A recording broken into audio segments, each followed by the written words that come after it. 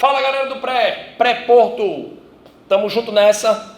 A gente tá aí nessa situação de emergência, uma situação internacional, uma situação pandêmica, mas é de fundamental importância que a gente entenda que o conhecimento chega até vocês e a gente consegue a partir disso amadurecer as nossas ideias, os nossos princípios e as nossas tendências conteudísticas, para que a gente não se afaste do ritmo, para que a gente consiga seguir esse ritmo, o ritmo de estudo, um ritmo bem condizente com a nossa realidade e com as estruturas tecnológicas disponibilizadas pela empresa Porto. Beleza, galera? Vamos lá com o tio Fred, gramática. Vamos dar uma aprofundada nas nossas regras e estruturas e também estratégias as quais nós podemos utilizar nas competências 1 e 4 da nossa redação e também na análise linguística das nossas 45 questões objetivas. Beleza? Vamos lá?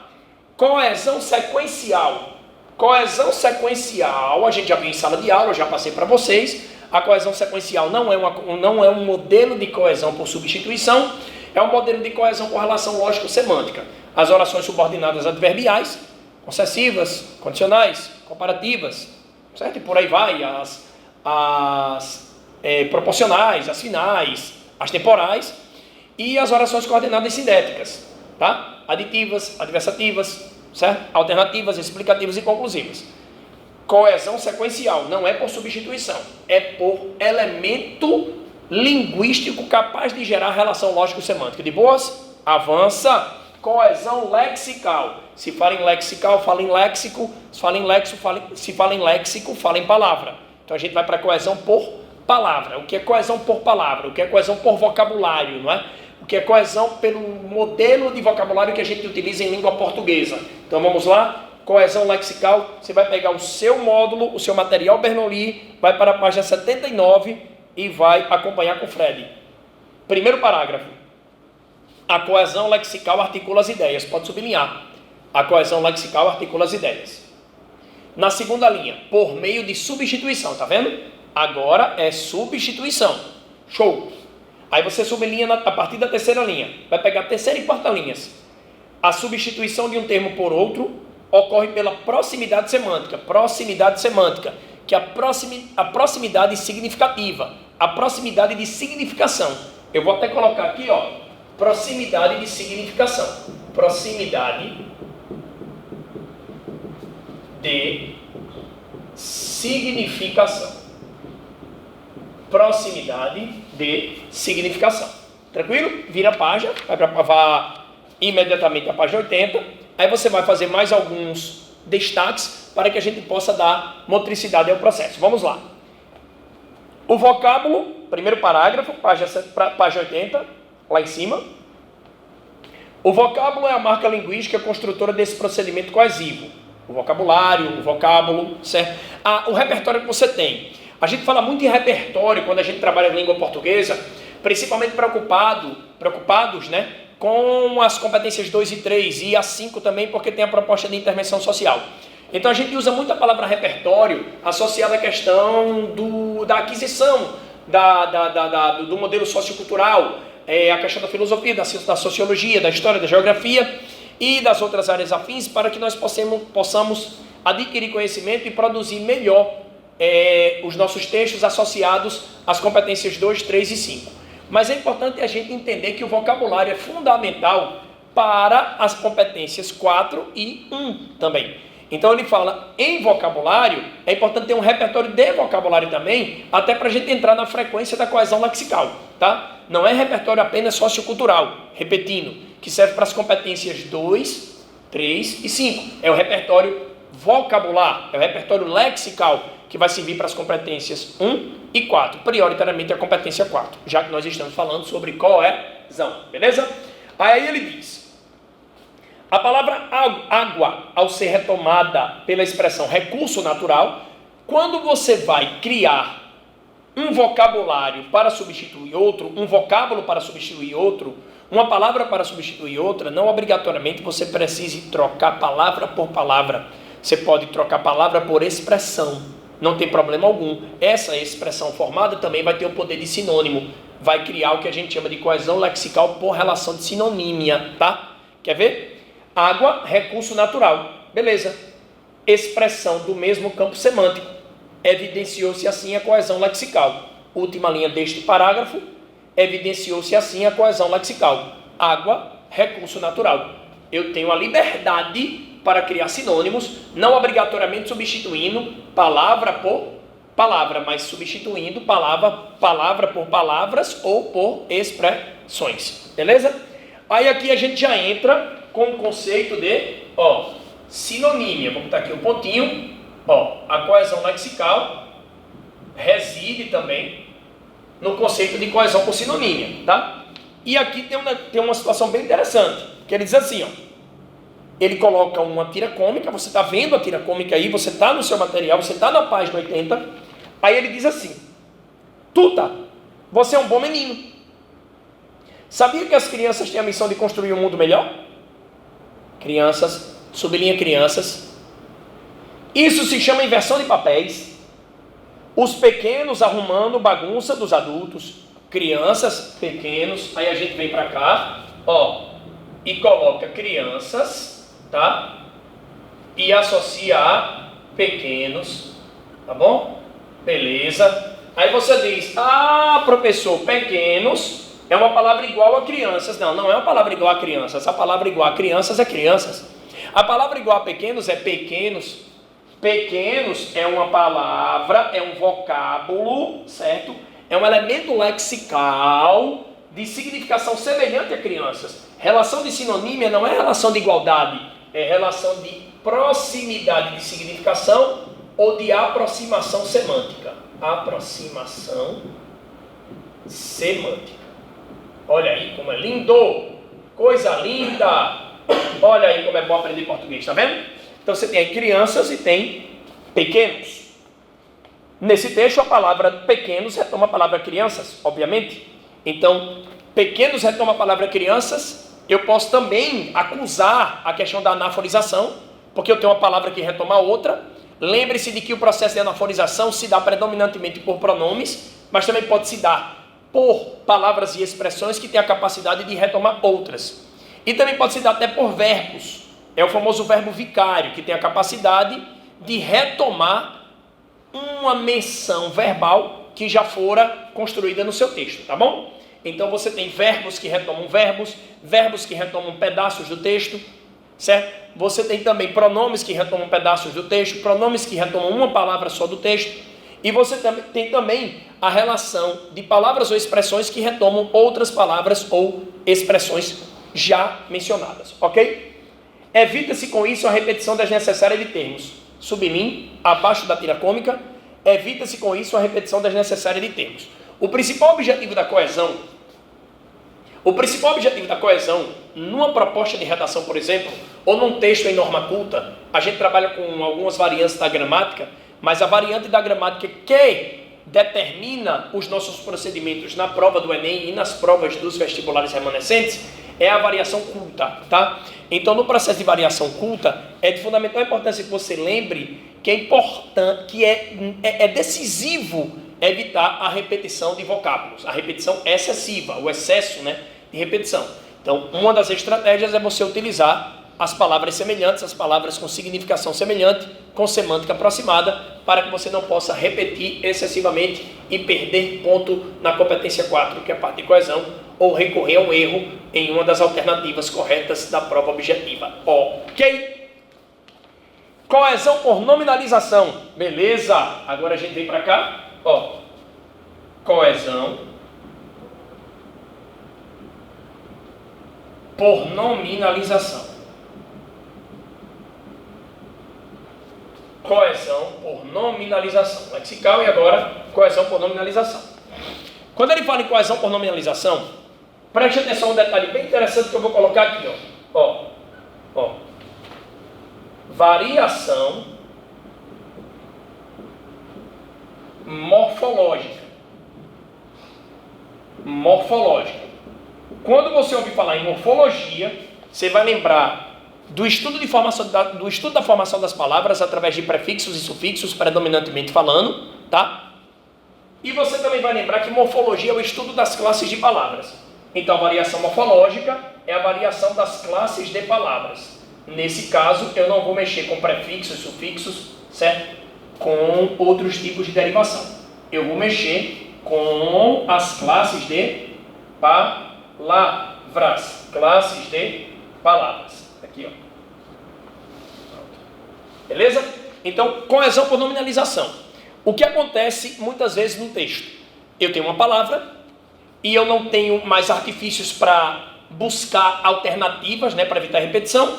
Então, eu vou pelo menos tirar essa palavra da classe a qual ela pertence. Por exemplo, eu tenho uma palavra proibição. Então, eu começo o texto e digo assim, o excesso de proibições no Brasil, o excesso de proibições no Brasil, substantivo, o excesso de proibições no Brasil leva a sociedade a recordar alguns períodos de profunda repressão que se sucederam no século XX em nossa nação. Beleza? Certo? Então, eu tenho proibições. Aí, para continuar o texto, o ato de proibir, olha só, aí eu transformei proibições em proibir. Eu aproveitei o radical, tá, da palavra, mas ela transitou da classe de substantivo para a classe de verbo no infinitivo. O ato de proibir, pronto, eu saí de proibições para proibir. Quando eu faço isso, eu faço coesão por nominalização. Por quê? Porque eu estou aproveitando o radical da palavra, e ela migra de classe. Ela sai de substantivo, vira verbo, ela sai de verbo, vira adjetivo, ela sai de adjetivo, vira advérbio. Isso é uma maneira de amenizar esse congestionamento de repetições, mas o ideal é que você evite repetições ao máximo através da pronominalização, através da relação de sinonímia e através da coesão por omissão, que a gente vai ver também em seguida, ok? Mas a nominalização vale como regra de coesão também, certo? Aí um exemplo que tem aí no seu material: o discurso do presidente deixou a população preocupada na última noite. Discurso substantivo. Ao discursar, ou seja, verbo no infinitivo, aí você tem uma oração subordinada, adverbial, temporal, reduzida de infinitivo, porque você poderia fazer assim: quando discursou sobre a política de combate às drogas, o político deixou transparecer a fragilidade de seu governo. Então você tem uma oração reduzida aí, certo? Agora lembre-se disso. Eu transformei o substantivo discurso no verbo discursar, aproveitando o radical, certo? E mudando a terminação, obviamente a terminação AR, exatamente discursar, a terminação AR, que é a terminação de verbo no infinitivo, exatamente para poder fazer a transição da classe de palavra. Variação morfológica, coesão por nominalização. Fechado? Hiperonímia e hiponímia. Aí vamos para cá, beleza. Ó. Coesão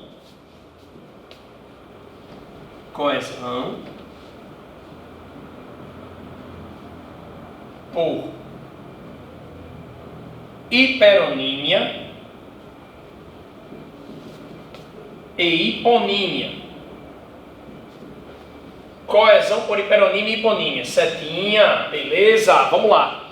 Lembrem-se sempre de um detalhe.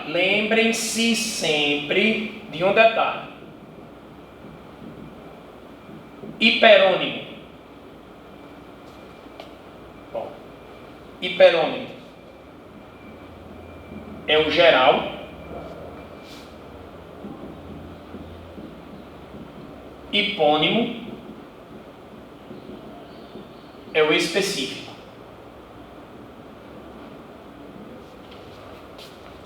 Hiperônimo, geral. Hipônimo, específico. Vamos lá? Então preste atenção agora para você entender direitinho. O hiperônimo é o geral, o hipônimo é o específico. Coesão por hiperonímia e hiponímia é outro modelo de coesão que você pode utilizar na sua prova. Por exemplo, o hiperônimo. Vamos dar um exemplo aqui. Frutas. Hipônimos: laranja, maçã, uva, pera, banana. Pronto. Hiperônimo: sala de aula. Hipônimos: carteiras, apagador, pincel, data show, câmera, aluno bom, você que está olhando para mim, show? Hiperônimo geral, hipônimo específico. Então preste atenção no detalhe. Fred, contextualize melhor. Como eu faria isso numa redação, por exemplo? Sei lá, você pode fazer assim. Professores policiais e bombeiros marchavam indignados e perplexos em direção à Assembleia Legislativa com o intuito de reclamar condições salubres de sobrevivência no ambiente de trabalho. Esse grupo, olha o hiperônimo, esse grupo, hiperônimo. Quais são os hipônimos? Professores, policiais e bombeiros. Esse grupo, hiperônimo, certo? E os hipônimos, professores, policiais e bombeiros. Ao mesmo tempo que eu posso usar essa expressão, esse grupo, certo? Como coesão por pronominalização. Porque como eu tenho esse, que é o pronome demonstrativo, acompanhado do substantivo grupo, eu também estou fazendo a relação de anaforização. Anaforização é quando você tem qualquer elemento do texto, repetindo, pode ser verbo, pode ser substantivo, e principalmente a parte pronominal, fazendo referência ao que vem antes. Cataforização é quando os elementos fazem referência ao que vem depois. Show de bola! Aí, um exemplo massa que tem no seu material. Orquídeas, violetas e lírios ostentam inquestionáveis belezas. Essas flores, olha, flores, tá vendo? Olha só. Essas flores, hipônimos, orquídeas, violetas e lírios, exigem cuidados especiais em seu cultivo, como quantidades muito específicas de água, de luz solar, tempo de abrigo em sombras. A inobservância dessas exigências pode causar a morte das plantas. Aí planta já entra como hiperônimo de flores. Flores já é um hipônimo do hiperônimo plantas. Lembre-se que hiperônimo é o geral e hipônimo é o específico. Show de bola! Aí ele dá uma explicação bacana, porque ele diz que orquídeas, violetas e lírios são as palavras mais específicas, hipônimos, o que a gente falou, e as palavras mais abrangentes são flores e plantas, que são os hiperônimos. Fechou. Coesão por nominalização, coesão lexical, coesão por hiperonímia e hiponímia, e agora, para dar mais vazão à nossa forma de pensar, nós vamos para coesão por elipse e zeugma, ou coesão por omissão. É o que a gente vai trabalhar right now. When I say let's work right now, it's because we are going to work right now. Okay? Let's work right now. In a high level, in a great mood. Let's go. Everybody together, pay attention to the book. Elipse. Sublime. A elipse vale-se da omissão de um termo já expresso anteriormente e facilmente recuperado no contexto. Aí você tem um exemplo aí claro. Primeiro, ele começou a beliscar entre as refeições. Depois, a comer sanduíches entre as refeições. Tem o ele aí subentendido. Agora, ele come refeições entre as refeições. Você vai para o segundo quadrinho, tá bom? Você vai analisar a vírgula e vai voltar um pouquinho para o primeiro quadrinho. Primeiro ele começou a beliscar entre as refeições. Depois ele começou a comer sanduíches entre as refeições. Então, a coesão por elipse, deixa eu botar aqui, que na realidade eu vou chamar de coesão por omissão. Quando você ouvir coesão por omissão, ou quando você lê coesão por omissão, não é que as pessoas estejam evitando fazer a coesão. Coesão por omissão também envolve, vai envolver, obviamente, essas duas vertentes aqui. A coesão por elipse, tá? E a coesão por zeugma. Pronto. A zeugma ocorre quando você subentende algo que já fora mencionado. Subentendimento de algo mencionado.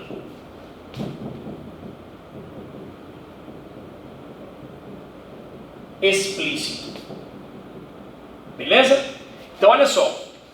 Elipse, subentendimento, sem essa referência. Subentendimento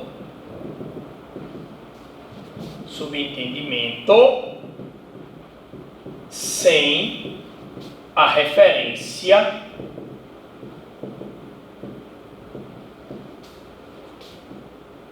anterior. Aqui. Olha o que ele diz. Primeiro ele começou a beliscar entre as refeições. Depois ele começou a comer. Então existe um pedaço de texto, que é esse aqui, ó. Ele começou. Tá? Ele começou. Este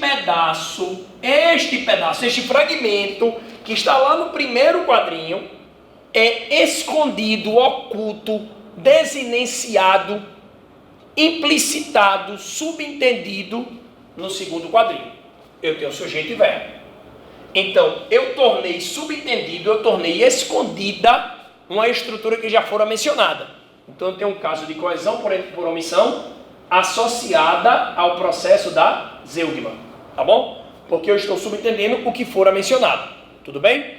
Não pode esquecer. Então, eu tenho as estratégias para evitar a repetição excessiva de palavras. Coesão com relação de sinonímia. Lembre-se de que sinônimos não são palavras iguais. A palavra igual a ar-condicionado é ar-condicionado. Sinônimos são palavras de semântica semelhante. Então, sinônimos são palavras de semântica semelhante. Tudo bem? Aí você tem a coesão por nominalização, que você vai fazer a alternância das classes de palavras. Tem a coesão por hiperonímia e hiponímia, que é o geral e o específico. Tem a coesão por elipse, que é para deixar a palavra subentendida, o termo subentendido, a frase subentendida. E dessa forma você dá mais mobilidade ao texto. Porque você deixa o texto mais limpo, deixa mais espaço para informações produtivas aparecerem, em vez de ficar preso à repetição excessiva de palavras. A coesão por pronominalização é um forte aliado também, porque ela vai bater exatamente nessa tecla. Na tecla de que eu preciso concentrar no pronome aquela carga de texto a qual eu estaria predisposto a repetir. Ok? Então, quanto mais artifícios você utilizar para poder estabelecer o processo coesivo, menos repetições você terá e mais informações produtivas e proativas você vai atribuir ao seu texto. Ok? Então, vamos à luta. Vira a página, coesão referencial. Página 81. Coesão referencial. Dá para cá. Coesão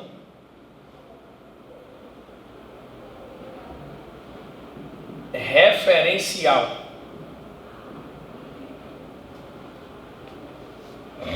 Coesão referencial, tá? E vamos para cá.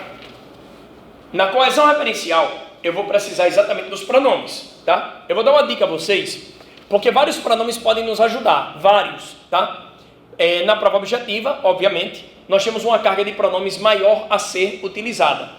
Porque nós podemos mexer com os pronomes oblíquos, com os pronomes oblíquos átonos, com os pronomes oblíquos tônicos. Nós podemos mexer com os pronomes possessivos, nós temos liberdade para pessoalização do discurso.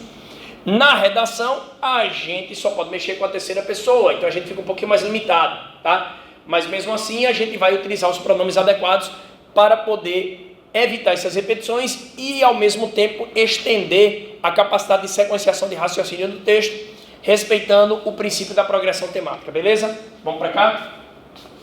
Coesão referencial. Priorizar não é só isso. Os pronomes com SS, esse, essa, isso, nisso, pronto. E os pronomes com ST, este, bora, esta, isto, nisto, tá bom? Aí aqui, ó, setinha, e aqui, ó, setinha.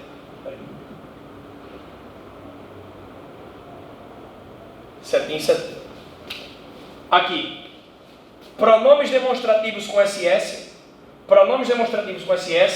relação de anáfora, certo? Relação de anáfora, referência anterior, operação de retomada. Pronto. Aqui, com ST, ó, ST, catáfora, posterior, relação de quê? antecipação. Beleza? Antecipação. Então o que está acontecendo é isso aí. Muito cuidado na redação. Porque na redação você vai utilizar alguns artifícios que eu vou passar para vocês agora, tá? Ó, o que você pode muito bem encontrar na prova objetiva. Beleza, galera? Fala aí, beleza, galera? Beleza, Fred? É nóis. Vamos lá. Olha só. Eu tenho os derivados. Sob essa ótica, vocês usam na redação também. Tá bom? Aí eu tenho o nesse sentido. Olha aí. Nesse contexto e por aí vai.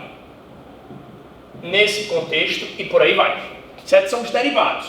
Você está produzindo lá a sua redação, tá? Aí você diz assim, o contexto da violência urbana é deplorável, principalmente pelo histórico secular de omissão estatal e de omissão dos aparelhos administrativos do Brasil, porque não levaram a sério como deveriam essa condição social que acontece rotineiramente no nosso dia a dia, tá bom? Sob essa ótica, é premente observar o pensamento de Arthur Schopenhauer, expressionista, filósofo, certo? Ali do século XIX, pronto, beleza? O que Schopenhauer dizia? Ele falava da questão da animalidade do homem. O homem que não segue as leis, o homem que não segue as normatizações jurídicas, que não segue as normatizações religiosas, esse homem é um animal social. Então ele é um animal social, ele é adaptado a cometer crimes, ele não respeita as regras, então ele vai para o primitivismo, né? O animal social, a teoria do animal social, beleza? Sob essa ótica, é premente citar o Arthur Schopenhauer, por aí vai, o seu texto cresce, você faz o processo de retomada, evita a repetição de palavras, e o seu texto aumenta a quantidade de linhas e também aumenta a quantidade de informação produtiva, beleza? Aqui são os recursos, e outro recurso muito importante que você pode utilizar é o isso. Isso, mas, verbo. Ó, aí você pode utilizar o verbo no presente do indicativo, no